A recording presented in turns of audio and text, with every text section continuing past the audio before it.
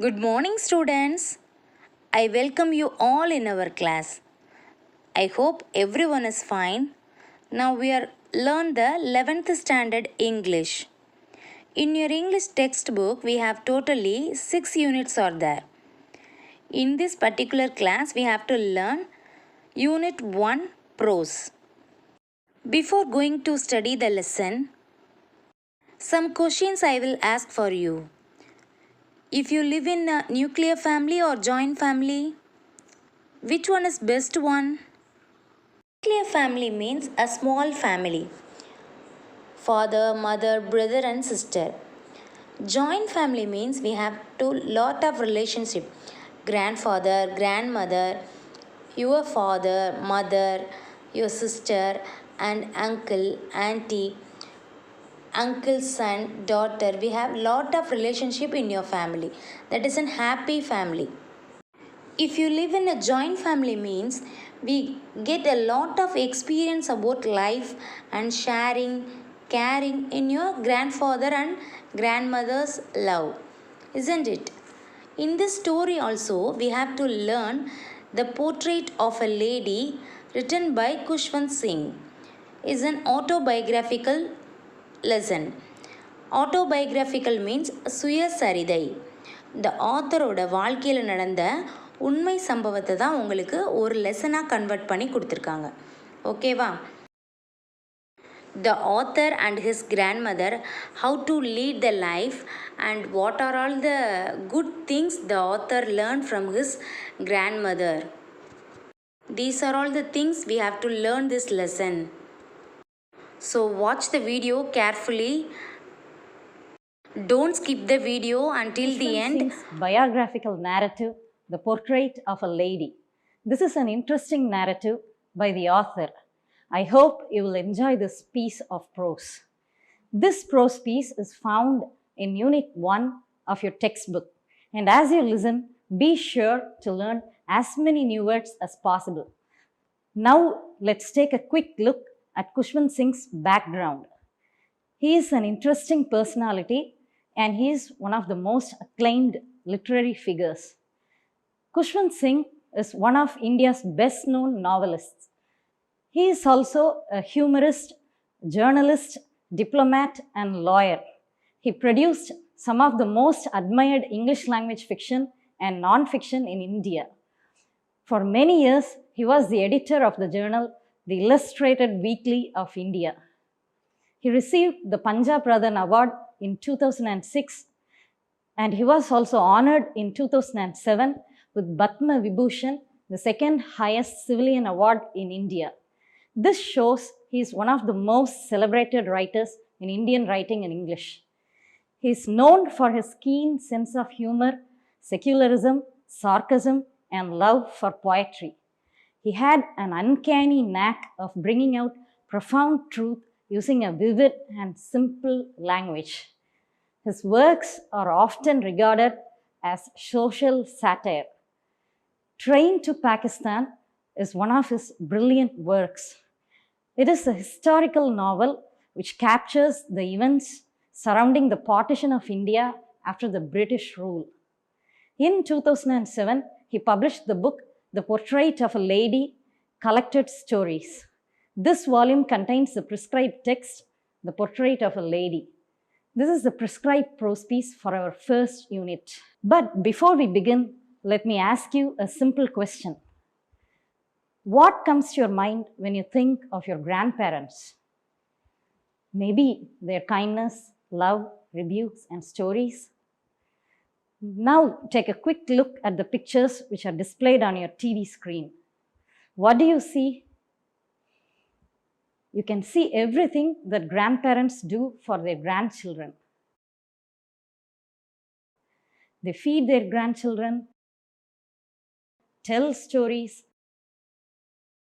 buy gifts, and play games with them.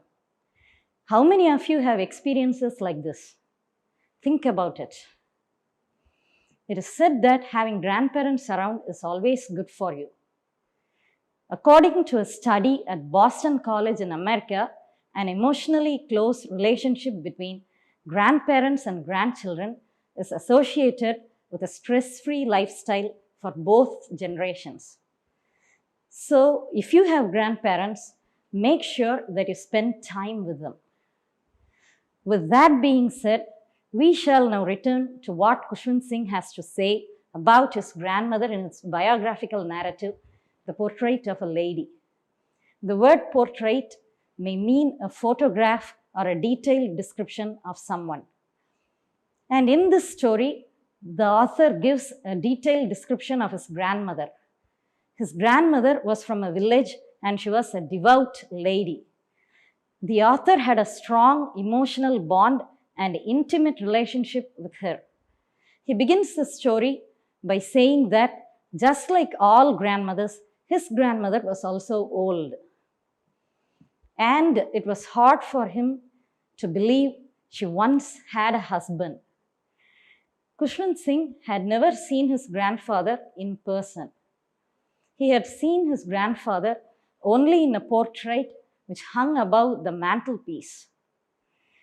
As you can see in this picture, a mantelpiece is a shelf projecting from the wall above a fireplace.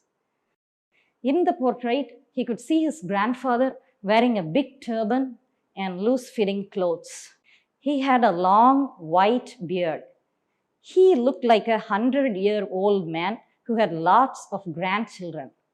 The author's grandmother often talked about the games she used to play as a child. But he found it absurd and took it for one of her fables.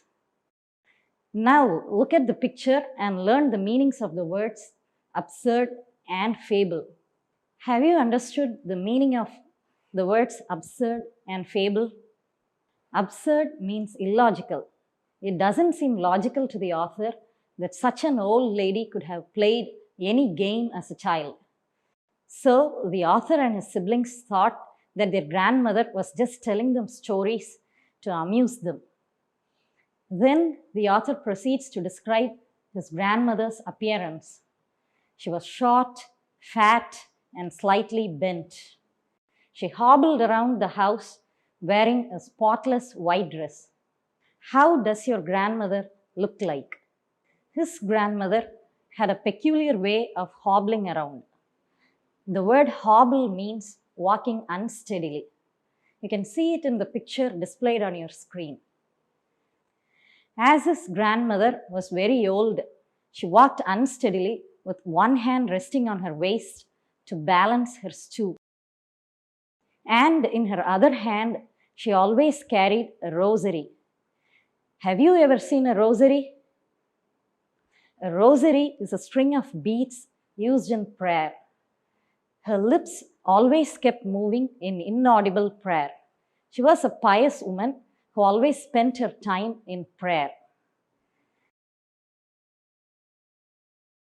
The grandmother's grey hair were scattered untidily over her pale, puckered face. In other words, her face was full of wrinkles. As you can see in this picture, wrinkles are the lines and folds in the skin of old people. Though the grandmother was old, she was beautiful. She looked like a beautiful winter landscape in the mountains. And with her grey hair scattered over her face, she looked like an expanse of pure white serenity.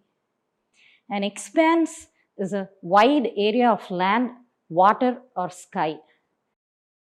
The grandmother was just as peaceful to look at as one would look at a snow-covered mountain. The author and his grandmother were good friends. She became his caretaker when his parents moved to the city, and they were constantly together. Every morning, she used to wake him up and get him ready for school.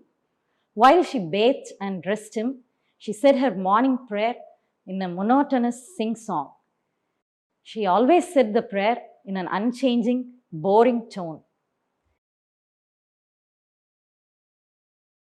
She hoped that by listening to her song, her grandson would learn it by heart.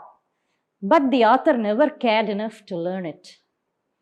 Then the grandmother would tie up the wooden slate, chalk, earthen ink pot, and red pen in a bundle to be carried to school. She also took several stale chapatis with her for the stray dogs. The author's grandmother always went to school with him because the school was attached to the temple. There, the alphabet and the morning prayer were taught by the priest to the students.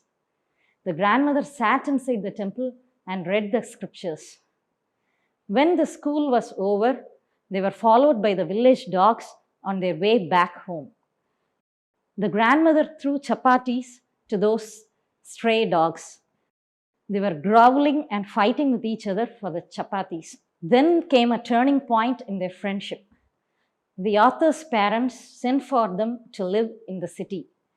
This time, the grandmother was unable to go to school with her grandson because he went to an English school in a bus. In the city, there were no dogs in the street. So the grandmother started feeding the sparrows in the courtyard of the city house.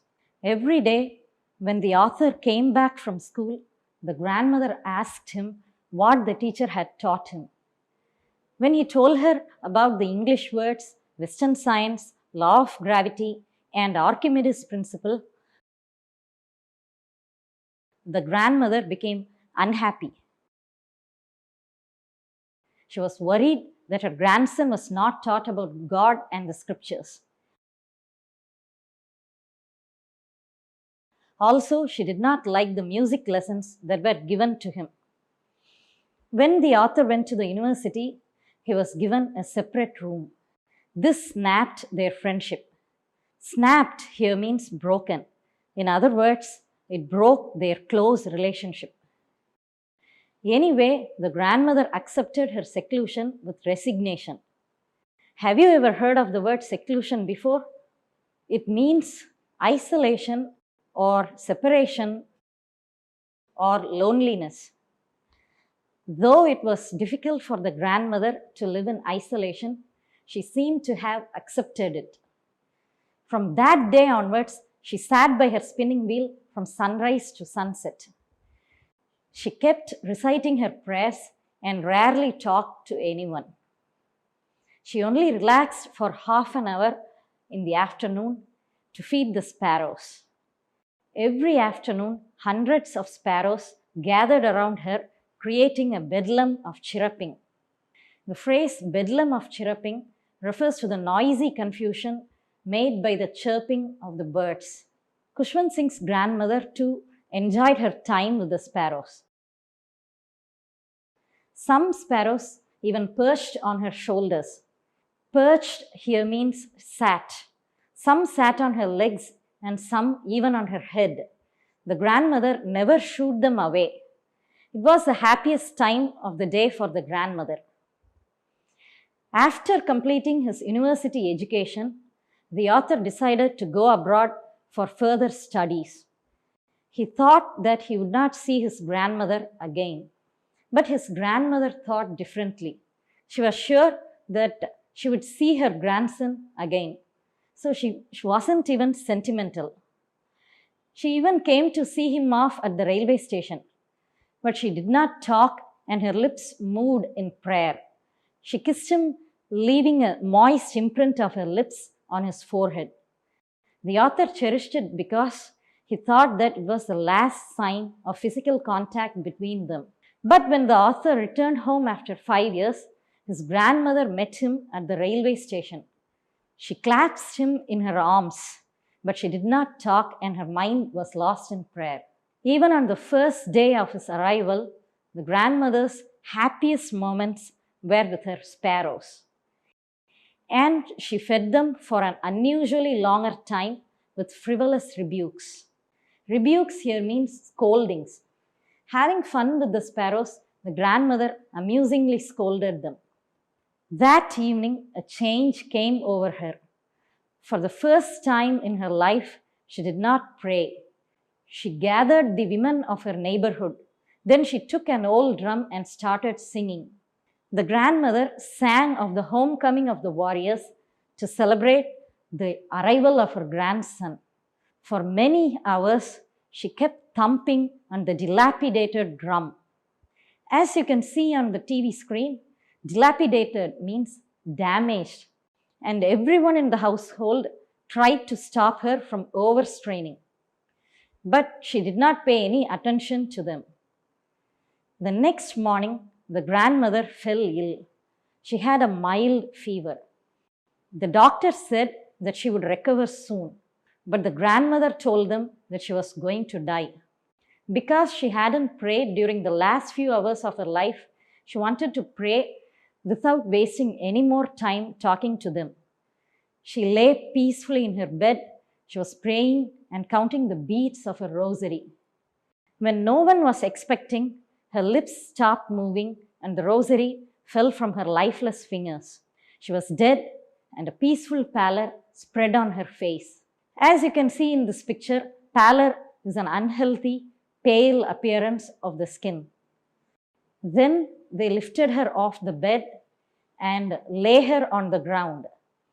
As was their customary practice, they covered her body with a red shroud. A shroud is a cloth used to wrap a dead person.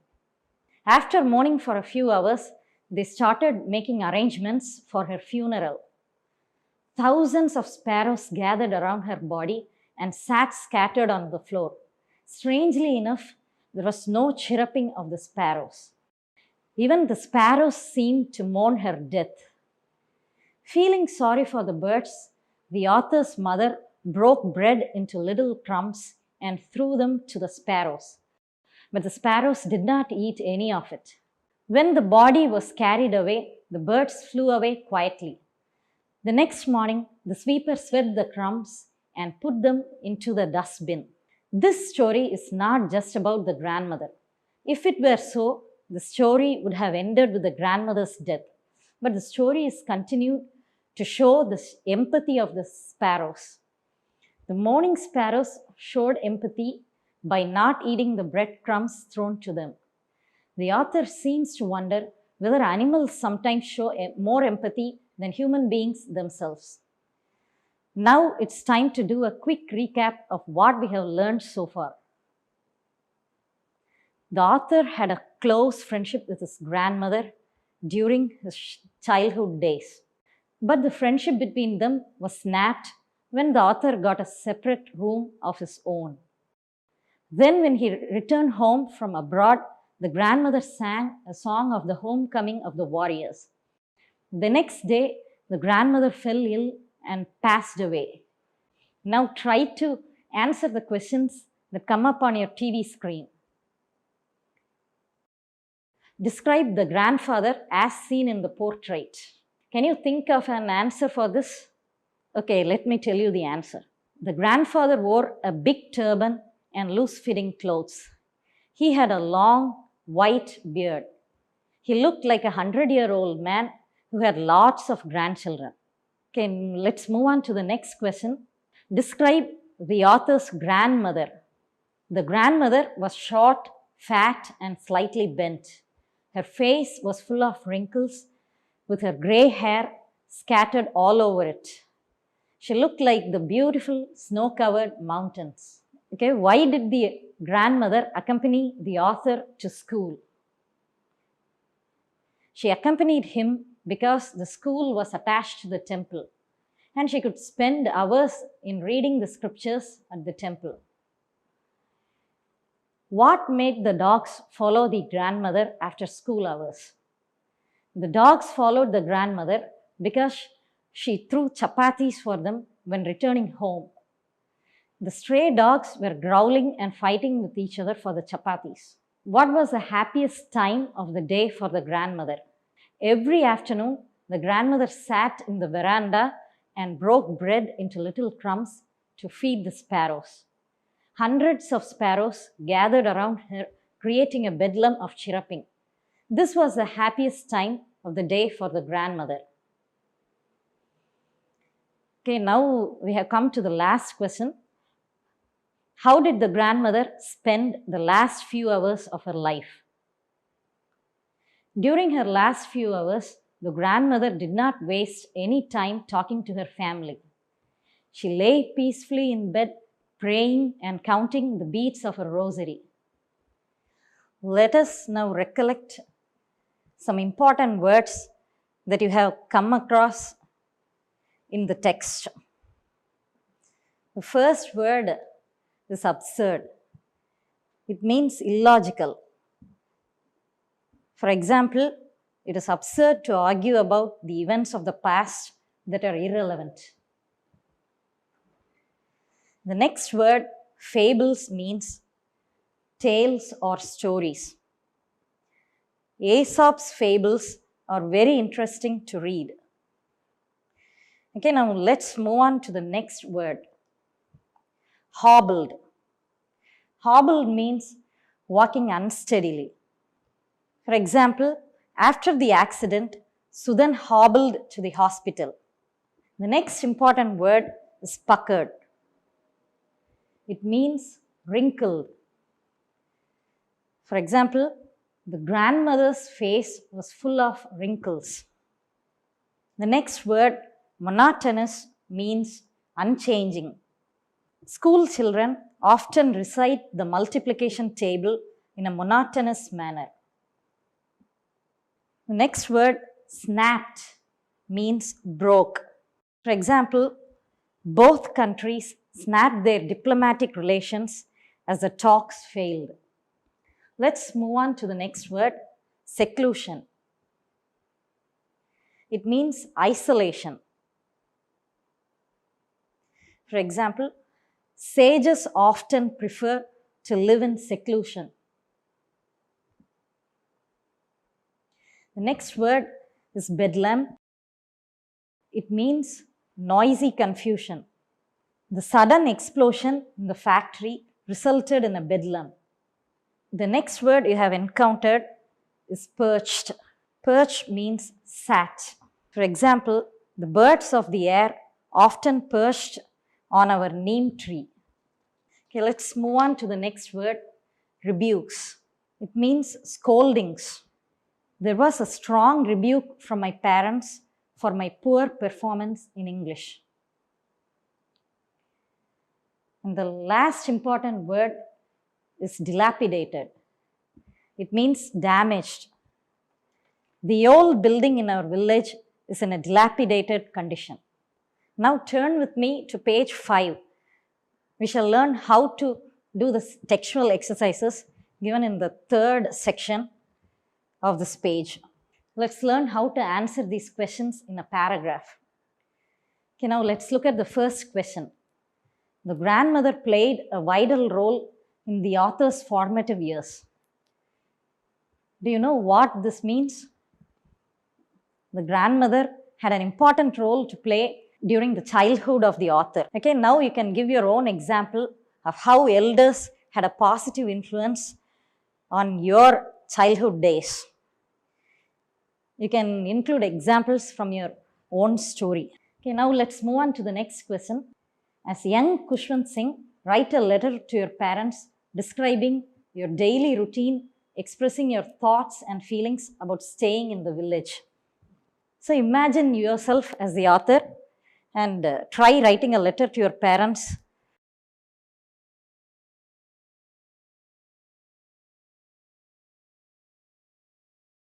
Describing the daily routine you had with your grandparents.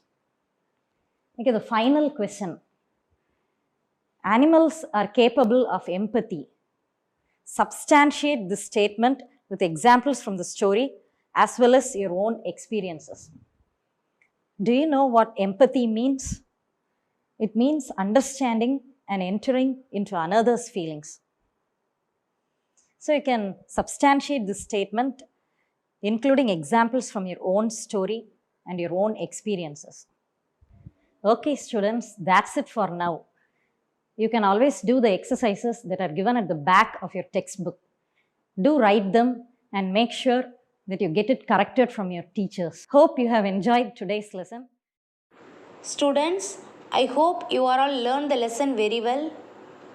Read the lesson line by line and study the glossaries and write one time in your English homework note and send it in the WhatsApp group. Thank you, students.